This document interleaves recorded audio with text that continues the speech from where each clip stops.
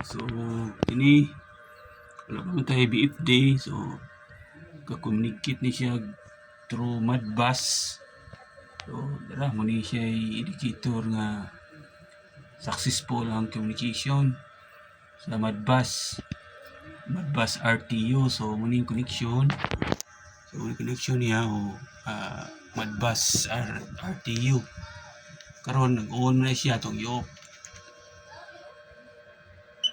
So kita nyo na off. So on ako balik. Alright, sigag balik. So off. Paong. So muna siya. Successful na ang Modbus. Karon ang output pod. So unahon ako ang selector. So ang selector dapat mo ni siya ang limot ko. So wala pa yung nag-on diri nga output. Ang i-on. Manual. So dara nagsiga ng output.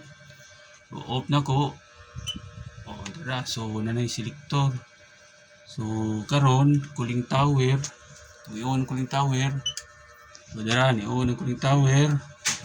Cooling fan. Cooling tower fan. So i-on na pod ang evaporator. So tulo na ni-on. Harvest ni-on na pod. Water pump ni-on na pod. So karon i-on tanan. Off. So wala na. Right. So harvest motor. So na po ni mo on diri dara. Dara ni-on. Next. Dara ikaduha.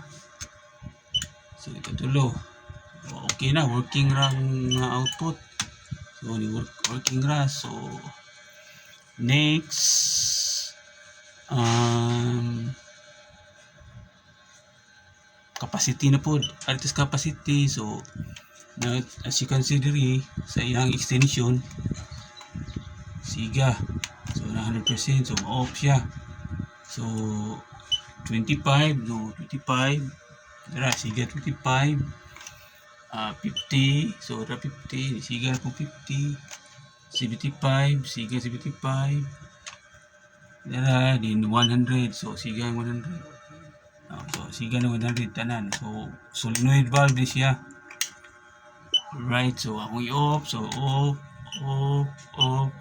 So off tanan. Right. So kani yun.